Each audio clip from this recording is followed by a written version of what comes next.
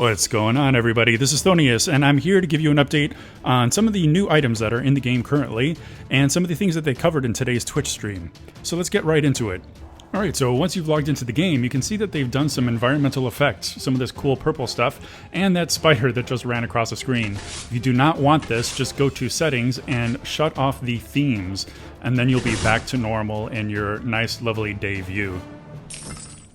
Alright, so let's get into some of the bugs that they've acknowledged. Talison's volatile current is not dealing damage.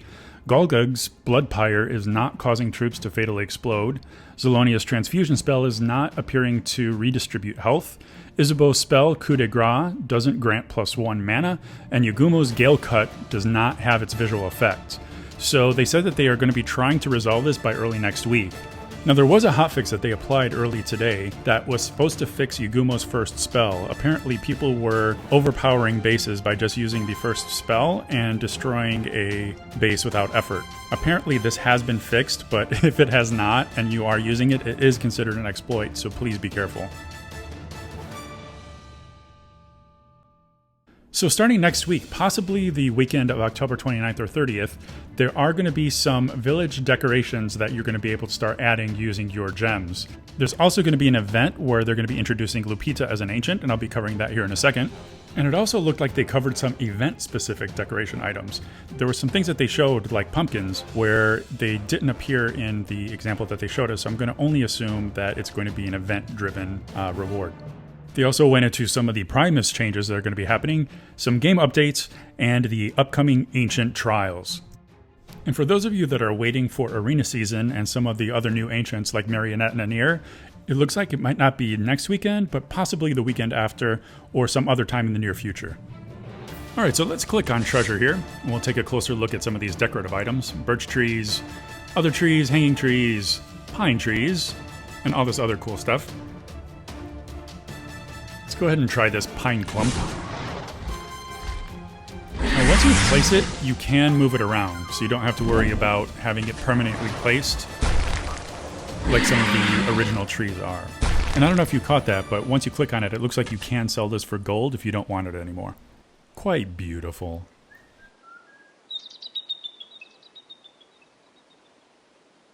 Alright, so in the Twitch stream, they also showed two event-specific decorations. This pile of skulls and this pile of pumpkins. Super cool. I'm going to assume that it's going to be an accumulator like before, where you gradually will be able to earn these rewards until finally you're able to get Lupita. Now, I'm just making an assumption on the accumulator. They didn't officially say that. But here we've got the spells. We've got Frenzy. Affected troops gain 35% bonus attack speed and regenerate X number of health a second for X seconds. If an affected troop destroys a structure, then the effect is refreshed for all affected troops. So if you keep destroying structures, it's going to keep regenerating itself, which sounds pretty cool. And we've got Stare Down, deals X damage to the targeted defense and disables it for X seconds. If destroyed, the building refunds 2 additional mana. Only one target can be affected by Stare Down, and recasting it will end an existing effect. And then we've got Lycanthropy. After 30 seconds, affected troops are infused with the aspect of Wolf, healing for a certain amount of health and gaining 35% increased damage mitigation and lifesteal for the rest of the battle. So you do have to wait for 30 seconds, but it does sound like a really cool spell. And then we've got Lupita's current power, where it says 66.67%.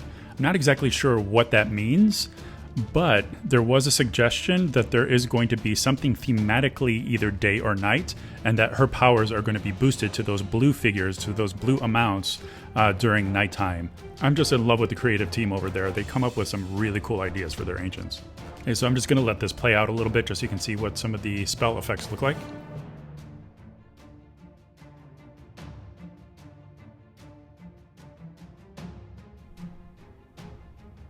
And mouse to sweep.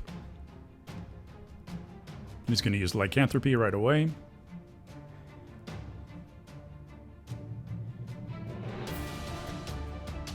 He puts Frenzy on some of the troops. And then Stare Down on those buildings. A little more Frenzy.